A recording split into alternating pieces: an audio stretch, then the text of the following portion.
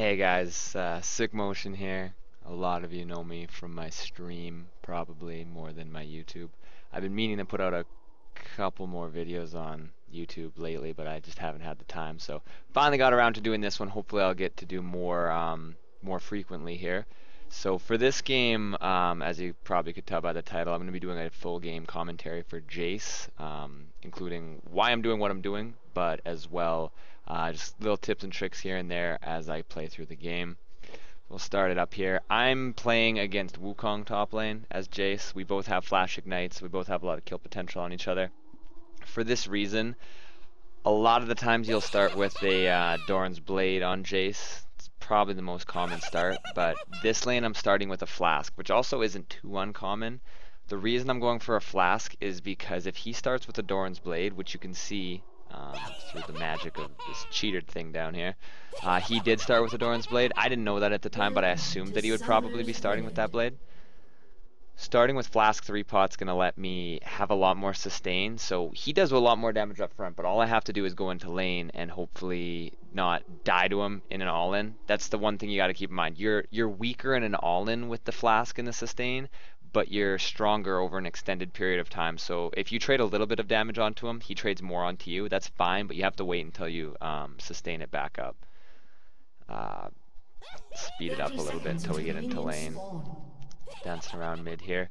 I'll speed it down for a second here. One thing I'll mention you can do, you have 25 gold when you go cloth, or sorry, not cloth, when you go Flask 3 pot. With that 25 gold will start spawning at a minute 30. If I was to go back to town here, I was planning on going to check blue right away. I should have been waiting there regardless, so I wouldn't be face checking, but I can see that the fight's not going to be there because down there we have coverage of where their team is. I was going over here, make sure that nothing shady is happening at blue. So I was able to see that Wukong had a ward there. I can time it. It's going to be only up there. It'll be dead before 3 minutes, so it'll be dead before even it's getting ganked, most likely. And then it won't be up for again for a minute after that. So he won't have a ward till right around 4 minutes. But what I was saying is I could have went back to the town and bought another health potion, because gold starts spawning, or regenerating, sorry, when minions spawn, right at 1:30, and I only have to wait out 10. So, quite the queue right there. Legendary aim on Jayce. I'm trying to just trade damage onto him more than anything, but I gotta make sure, you see, I was about to shoot him, but I had to cancel the auto attack, because if I hit him, I would have lost that minion kill there. So right there, I take a lot of damage. He's taking some damage from my creeps as well. I take a lot of damage. I lost that trade pretty hard. I can't really even go back into the minion wave. He's going to be able to hit 2 before me. I'm just trying to get what minions I can to hit 2. Not really able to even get the farm right now because of that trade. But if we look at Wukong, he has his health potion running right now. It's done running. That's his health now. He has no more sustain in lane. Let's see how many potions. I've been popping my flask. Popping the flask is better if you have mana issues. And by mana issues, I mean you've just used mana. You don't really want to be popping that flask if you are full mana but not full health. You might as well just pop a health potion at that point. Even though the flask's going to regenerate, you're probably going to be using all your potions before you go back anyway. So now I'm just trading off with him. He took a tower shot there. He also flashed because he thought we were all inning, and he ignited. Kind of just panicked right there. I'm completely fine with that trade. I just back off. He has no flash now, so I can use that to my advantage here. Timing the flash and all chat. I know you can't see the all chat here, but I did time it for my team. I missed the cannon minion there. Absolutely atrocious. And now Wukong goes in on me. Even though he was invisible, it popped on his clone, and I was able to kill him there. Notice how I didn't use my ignite. Oopsie. Going all over the place. I didn't use the ignite because I didn't need to. He was definitely dead. I was at no risk of dying. There's no way he could kill me, and the minions were hitting him right there. Now I still have my ignite up for more kill pressure on him. If I didn't have that ignite up, if I used it right there, his ignite would be coming up before mine, and then he would have a kill potential on me. I'm just trying to push it up without missing minions. I could have pushed it a little bit harder, just missed that one possibly, but got the minions onto his tower faster so that he was missing more while he's gone. But now I'm just fine to head back to base. I'm just going to speed it up here while I go back and buy. So my buy, you can start with a tier On Jayce, not start with it obviously, but get a tier early. A lot of people like to build tier, and I also build tier on Jayce quite often. I catch a lot of flack when I don't build a tier, like I've broken some golden rule that Jayce must build tier no matter what. It's very efficient on him, but for this lane, I'm confident enough that I can sustain my mana. I also have the flask for a bit of mana sustain if I mess up. So I went just with a heavy lane presence with double Doran's Blade. I was going down to ward right there, right as Vi was coming up, so I had no vision that she was there. It's a good thing I went to ward, or I probably would have gotten ganked and died. One thing I could have done though, however, is I'll pause it right here. I can come up right where Jayce is right here. I could have just came up over here, and I could have warded over that wall from right there, pop the ward into the bush, and then I'd have vision in the bush, as well as I would know if she was coming up river, and I don't have to face check. Since this bush used to go up to here, they took it back. For me to get a ward into that bush, face checking into it, that could have gone a lot worse than it did. I got off lucky. I had the right idea with warding, but I could have went about it differently. So now I'm just coming back in the lane, see what farm I can get. Get the tank minion there.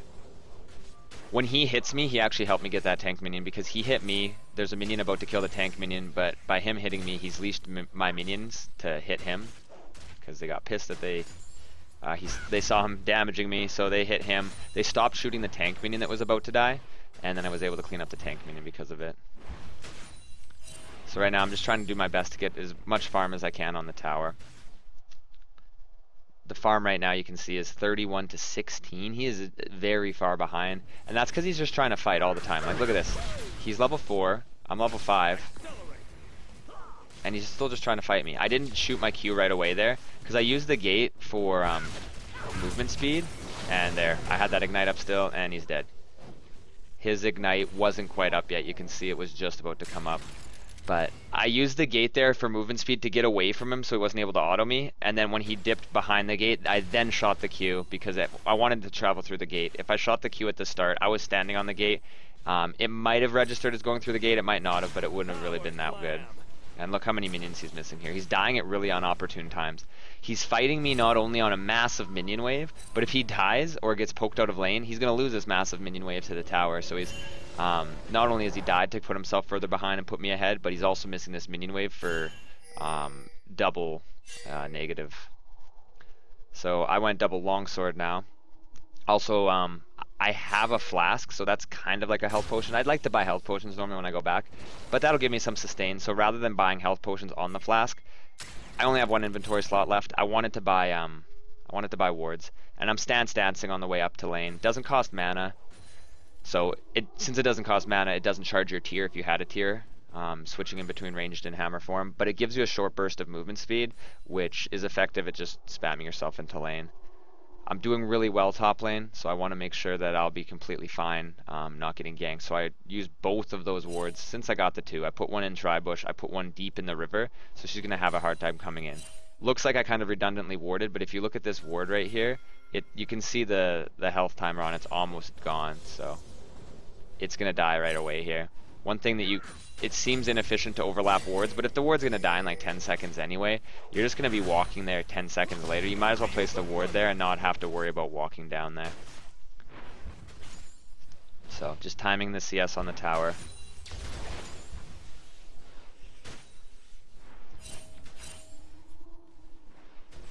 Oop, I misclicked right there, but I ended up making up for it by rage clicking my Q, so that's good. Wukong's just waiting in the bush there. Let's take it off of max camera. So you can see I was getting Vi ganked right away there. But let's play it to just what I can see. Right now, Wukong's been sitting in this bush forever. So I'm just assuming he's not there anymore. I'm hitting in melee form because I have no pressure. When you're in melee form on Jayce, that's how you're able to sustain your mana without a tier. A lot of people think that you're useless without a tier, but you do have ways to sustain your mana up without I'm getting ganked here. Let's pause it while I get Beybladed to death. Your W on Jayce, if you look at it while I'm in hammer form, passive, gains 8 mana per strike while in hammer dance. That's what level 2. At level 1 it's only 6. I'm pretty sure it goes up 2 per level. So every time I auto attack something, I'm gaining 8 mana. So that's pretty good, 8 mana on hit. one thing you can do is you can turn on your triple auto attack and then switch into hammer form really quick, and then triple auto attack fast with your hammer form up. That refunds a lot of the mana that you use to turn that triple auto attack on while pushing the wave. It also, I have the AoE of my jump on my Q, the hammer's jump, and I call it a mock sunfire. It does a lot of damage over time really quickly, just in a short little AoE radius, your lightning field. Using both of those to spam down the minion wave while auto attacking in hammer form, you get the mana back that you spent and you're AoEing down the minion wave for free. So let's see what happens here. I'm pretty sure I die. I knock him away because I want to get the damage off of me. If I knew Vi was there, I wouldn't have knocked him off of me. But I'm pretty sure I'm dead. I get Vi ulted. I flash with the Vi ult on me, so she travels onto the tower. She tries to get some hits off onto me, ends up dying as well because I just stand and fight. At that point, I'm dead. There's no point in kiting. I'm ignited. I'm red buffed. I'm definitely dead. Just had to put as much damage as I could on, and just speeding it up there while I was walking back. While Vi was top there, my team capitalized very well, seeing that there was an opportunity, and took the dragon. So ganking top lane as the jungler gives a lot of pressure elsewhere to the enemy team on the map because they know that you're unaccounted for.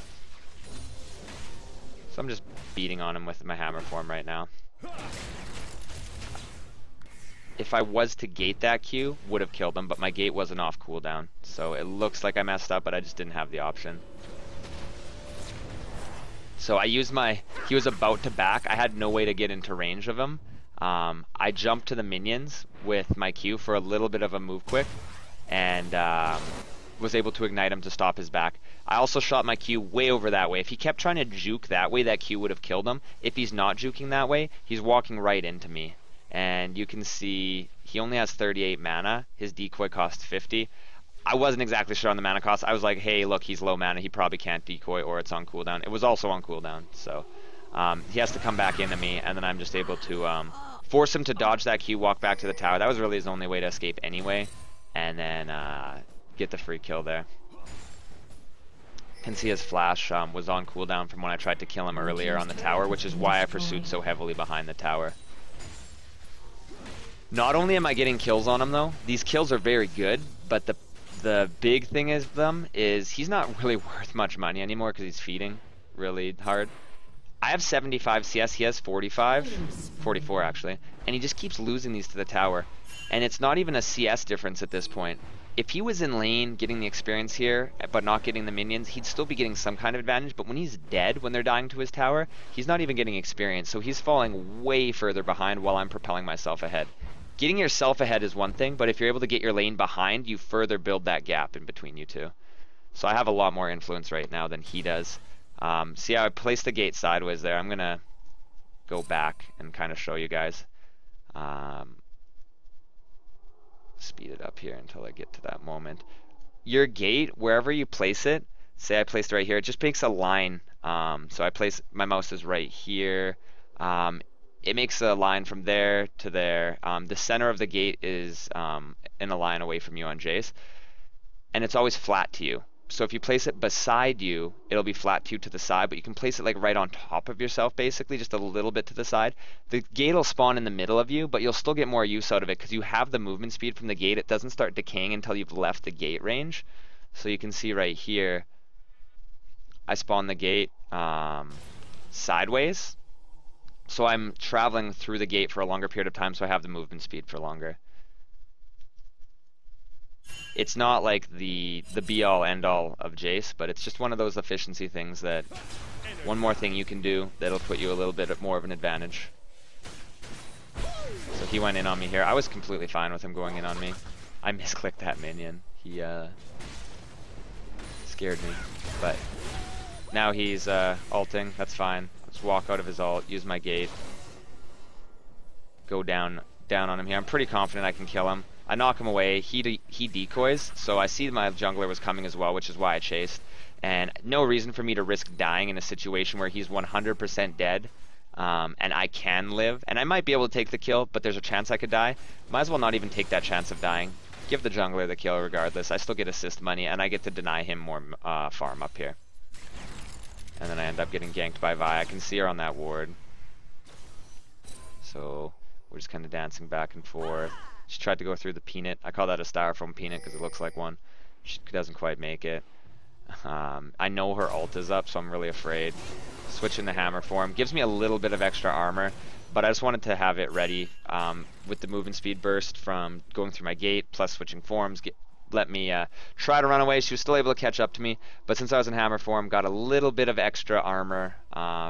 You just have more passively by being in that stance. It's level 5, or sorry, it's 5 armor at level 1, and I don't level up my my R at all. I call it my R. I don't call it an ult. It's not really an ult on Jayce. It's just a stance. Lets you change form to use different abilities. I'm going to pause it right here to just talk about my level up order before we go any further. I should have said it a little bit sooner.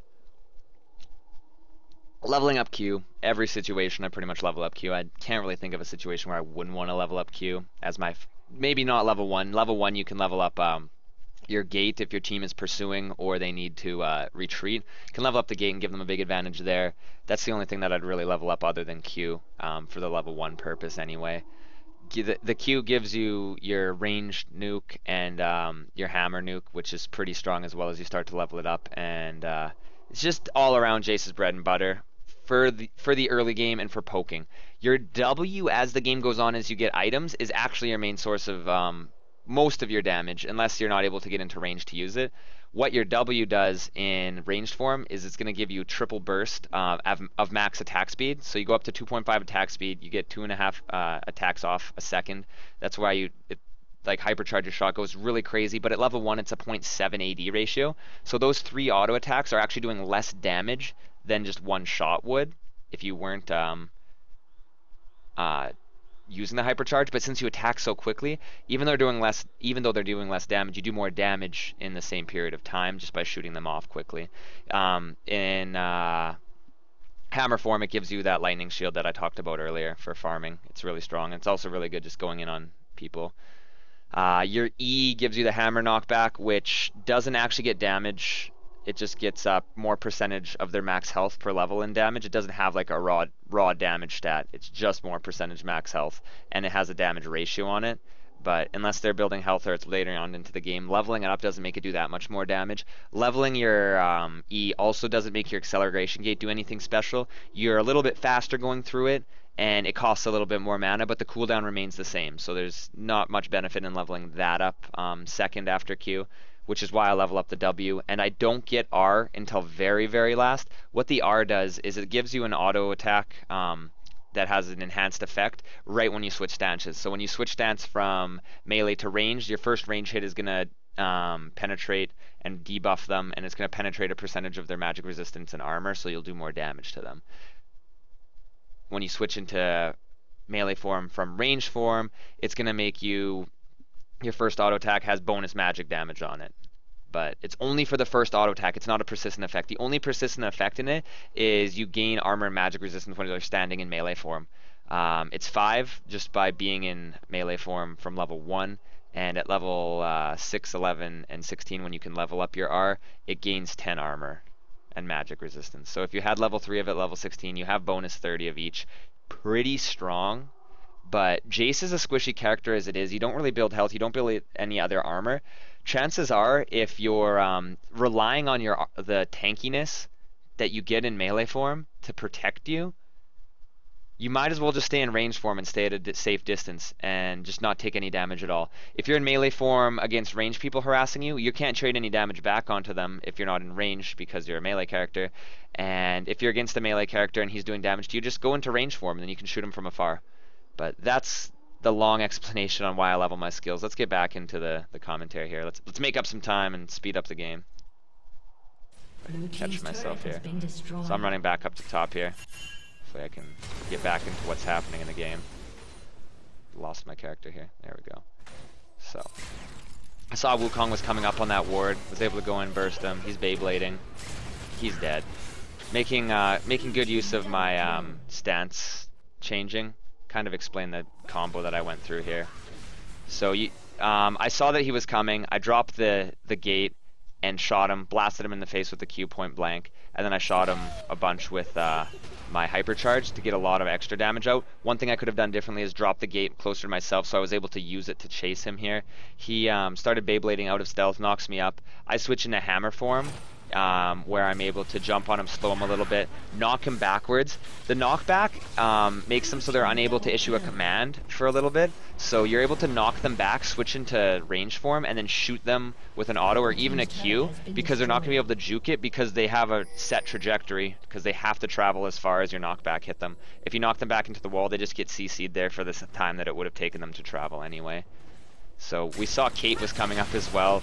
I totally whiffed that Q. Doesn't even matter. She gets killed. The damage from my W is really starting to shine through. As you level your W up, the one thing I forgot to say is the cooldown goes down on your hypercharge, so you're able to use it more often, and the AD ratio goes up. It gains a 0.15 AD ratio per level. So at level 1 it's 0.7, at level 2 it's a 1-to-1 ratio. At level 3 it's a 1-to-1 ratio, and at level 5 it's a 1.3-to-1 ratio. So you're actually doing it faster because the cooldown is reduced. You're getting more damage than just a normal auto attack, and you're doing it at max attack speed, which makes it really strong for pushing down towers as well. So right now, just because I could afford it, and no one on their team is really building any armor, I just bought a BF sword for more just upfront chunky damage. Last Whisper is very effective on Jayce just because of how much he relies on his physical damage, and not even so much attack speed and crit strike like lots of ranged characters rely on. It's just raw damage and the use of your skills. So he was able to juke away sort of. Right there you see Wukong flashed. He flashed while I was in midair. So if your slow and damage effect is where you land on Jayce. If they're not where you land, see how he flashed and I landed there? It didn't do any damage to him. He's not slowed. If you flash while Jayce is in midair, you can avoid that the slow and the damage. So I'm getting out of here. I see the blitzes here. I was probably going to die there. Blitz was coming in hot. We had Yasuo. I didn't have a ward there for that. The way I got away is I jumped to a minion with my hammer jump. Gives me a little bit of range, but I was able to jump to that minion and then use my flash right after to speed away here. No way I can defend the tower though, unfortunately. It's very low. Even if I killed those minions, they could just kill it in a few hits. So I just back on out. Happy that I even lived in that situation. And it looks like my team's doing Dragon again because 3 of them are top lane right now. They're mid lane, they're top lane, and they're support. And I just hid in this bush until they weren't interested anymore. Take all of this farm. Kind of risky for me pushing out this far. If they were still in the jungle right here, they could have side ganked me. But I was kind of confident that I'd be able to use my gate to escape. See, my mana's really low. I don't really ever get to sustain it to full, but here we go. I go over to the minion, I start autoing it, not even using my spells on it. See how my mana pool is just recharging itself? I get up to just below half by hitting those minions from almost not even able to cast spells. So farming the minions mid, coming to see if I can help my team. Don't feel like getting hooked today. Back on out. It was really just to back them off. If they tried to overcommit, I maybe could go for an outplay, but other than that, there's no point in going in right here. I'm just setting up the minions. Might as well be trying to farm even here when you're defending the tower. That wind wall was very good. That wind wall was able to stop my gate, which stopped me from killing the minions. So the minions lived a lot longer, and then I wasn't able to defend the turret because I would have just died. And they got a lot more damage on the turret because the minions were still tanking it. So that that Q gate combo hit Yasuo, but can't really pursue on it. If you notice, I think I did it right there. I'm just gonna go back. No, I dropped the gate first in that combo. I'll try and find an instance where I can use it as an example. But if you shoot your Q, it goes a set distance. It'll travel to, it doesn't matter where your mouse is, it'll travel in that direction that you put your mouse until it hits something or it reaches its max range. If it hits your gate, it doesn't matter where in the path it hits the gate, it'll travel to the set range of a gated Q.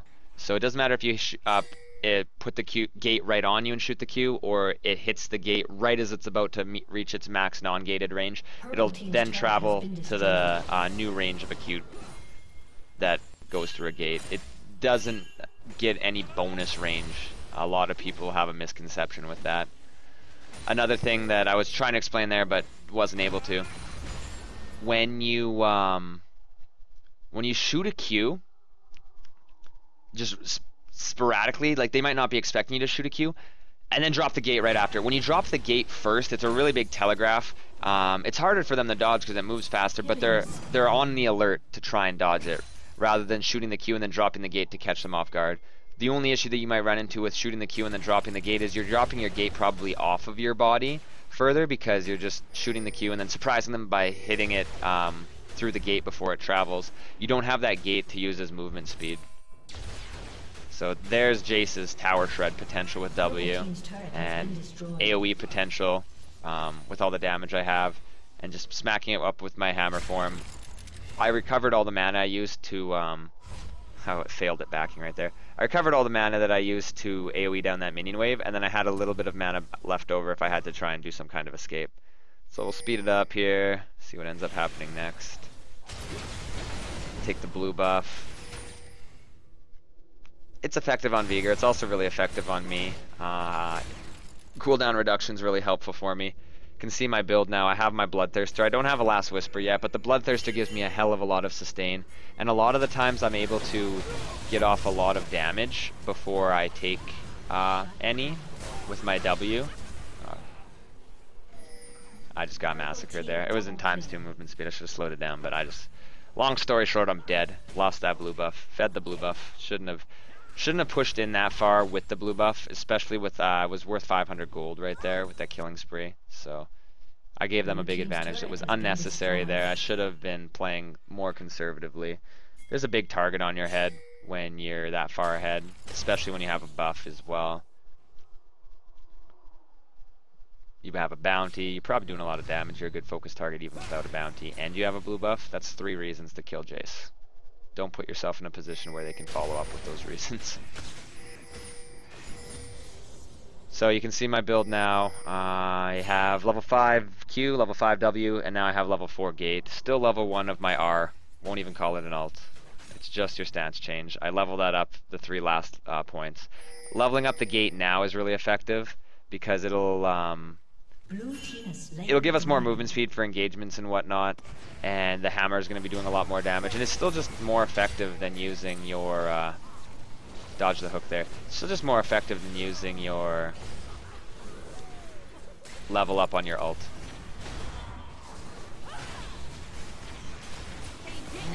I was doing what I could to try and protect.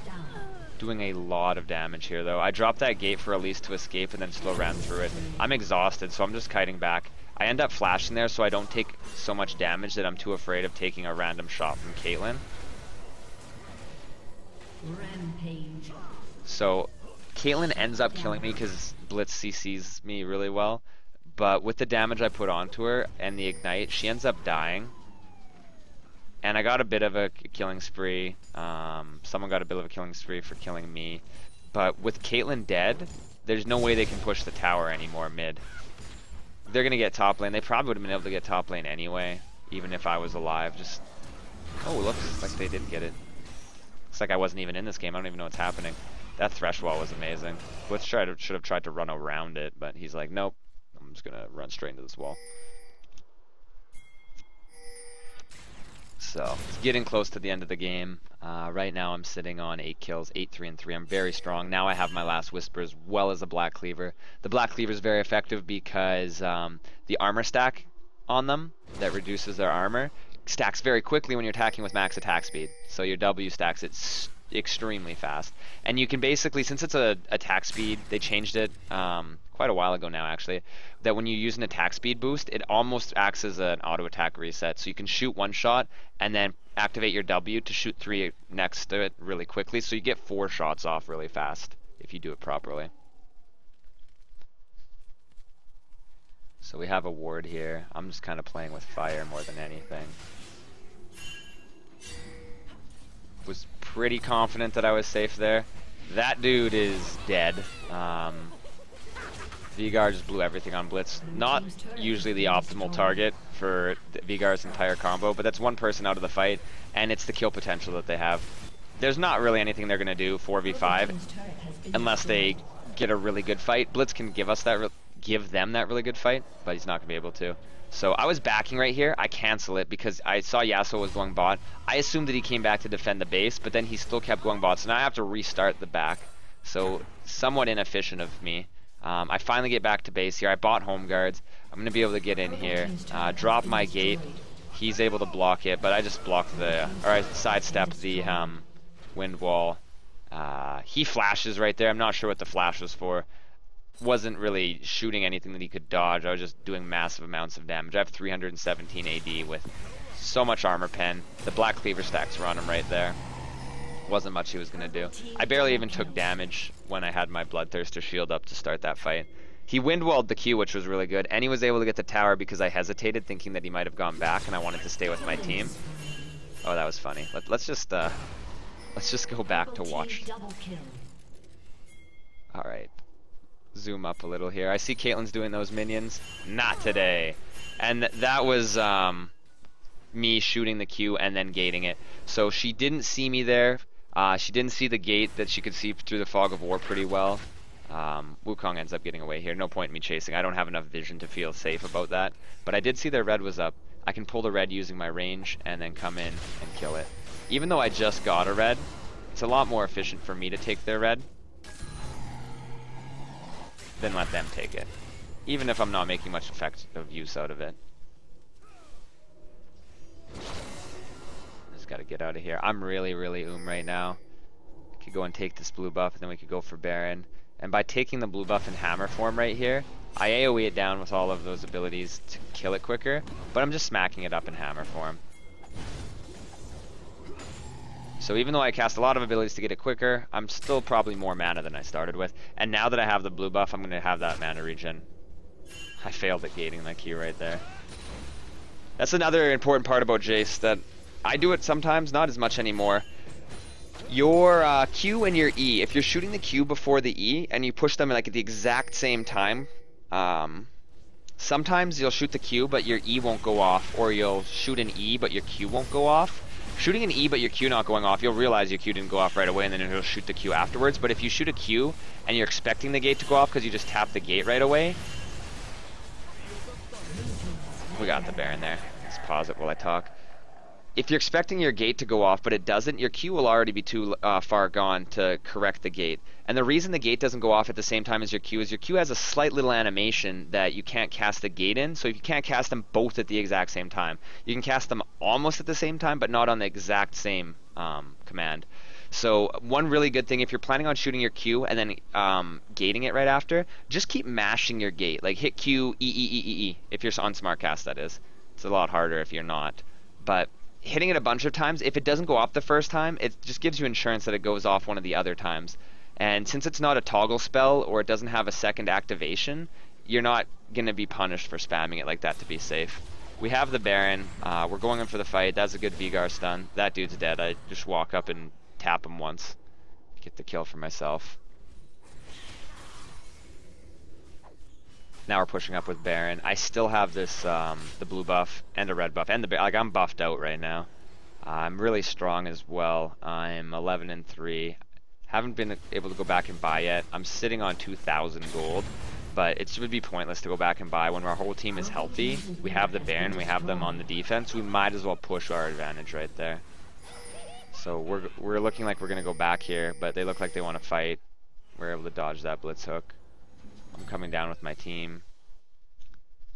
Looks like we're gonna go push down bot here. So we'll speed it up while there's nothing happening. Doing some more farm.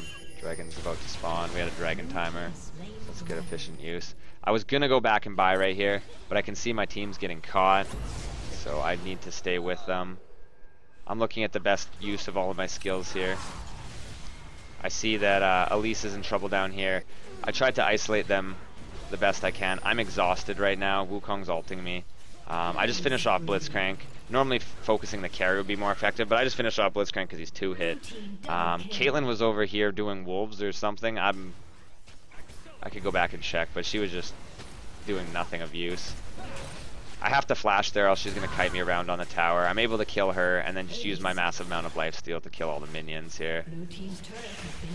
It's a good thing Caitlyn wasn't at that fight. So now their base towers are getting wrecked on. Me and Elise are still alive. You can see that their whole team is dead. Bai just came up. Purple team's Yasuo was about turret to has come been up. destroyed. Jayce W, look at it shred the tower. I basically 3-hit the tower. It's dead before Vi ults me. Vi goes on me. Doesn't realize how much damage I'm doing. Blitz cranks on me now. I just gotta get out of here. Shoot him a bunch of times. Can't finish off the kill because it would just be suicide. Dodge the Yasuo knock up. Elise gets hit by it, but then he doesn't have his ult. Blitz comes back in for the fight. Wukong's coming in hot as well. He was focusing on Elise there, and I was able to just get a bunch of pot shots off. Lowered it health a lot, but it also gave me a lot of lifesteal. So that was quite the massacre. So now I'm finally able to go back to buy 5,000 gold in my inventory. Buy a Banshee, sell the other Dorns for another inventory shot, buy a GA. So I'm max build right now. I don't have a red pot running just because I wasn't able to afford one, but with the GA and the Banshee, I'm going to be almost untouchable with the Banshees, and if they are able to somehow kill me, we have the GA. Our team is still in their base pushing up. They have an exposed Nexus. Looks like it's pretty much over, and it is. They popped the surrender vote. So it went really effective. I was doing very well that game, but the kills near the end just got blown out of proportion. I was 8-3, and then within about 5 minutes, I doubled my kills to 16. Just because that's how snowbally Jayce is by the end of the game. He does so much damage with his W. Right there, I was sitting on 357 AD. The W makes my shots do 464 because of the 1.3 ratio, and that's at max attack speed. So you're getting that 464 extremely fast. And on top of all of that, I'm stacking the Black Cleaver, while I'm doing that. I have the flat armor pen on it from the Brutalizer that I built it from. The Blast Whisper is giving me flat armor pen. If I'm able to, at this point, shoot them with the first shot of my Merc Cannon, it penetrates their armor even more. I'm doing so much damage with the armor pen, even if they're a tanky target at this point. And then I have the defensive items so that I'm not even a squishy target or an easy kill anymore. Situational items you can build on Jayce. That Banshees was obviously one. You don't have to build a GA every game either. A lot of people like to get Quicksilver and then build the sword that builds out of it if they need to avoid something, maybe like a Suppression Alt, Malzahar, or Warwick, just good examples. But any kind of CC that they have to avoid, that they can just wait to use. Banshees won't be effective in that case, then build that. Essence Reaver now. I don't think Essence Reaver was out when I made this game, or did this game. I'm not entirely sure, but Essence Reaver, especially now, the patch 4.12 came out today, actually.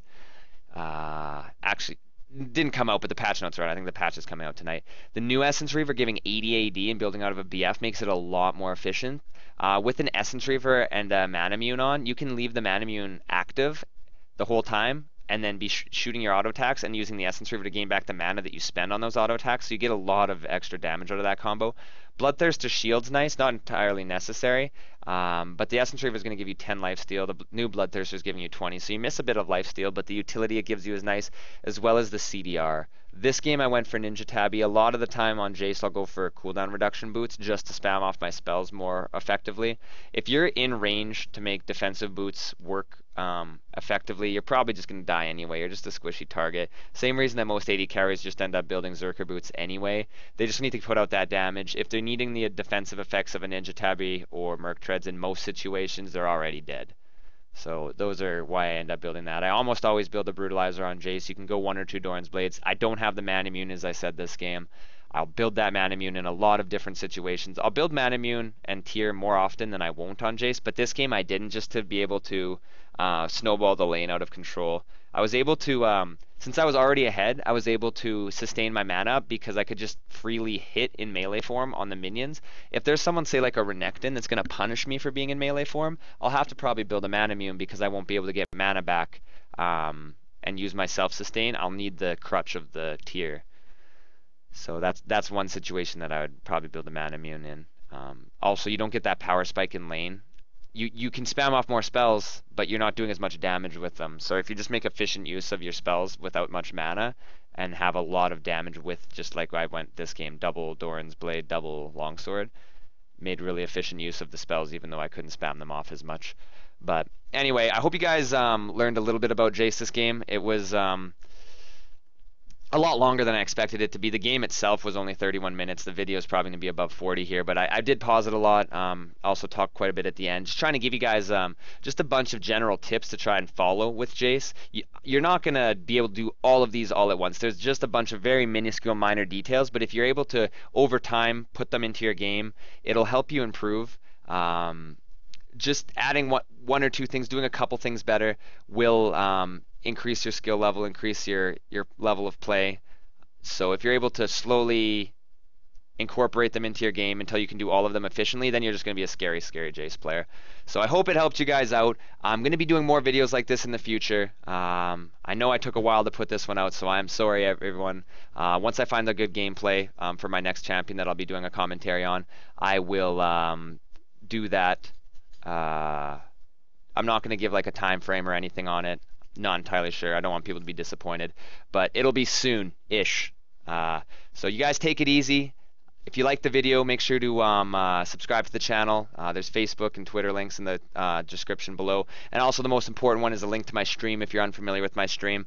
The kind of commentary I did in this video, very in-depth, is kind of what I try to strive to do with what I do in my stream. And I'm interactive with the chat and do the best I can with all of that stuff. So if you want to learn some more stuff, be sure to check out my stream when it's online. I'm not going to tell a schedule for it because it changes randomly. I don't want to have to come back and redo the video just because my stream schedule changed. So just make sure to follow that Twitch page if you're interested, and it'll let you know when I'm online.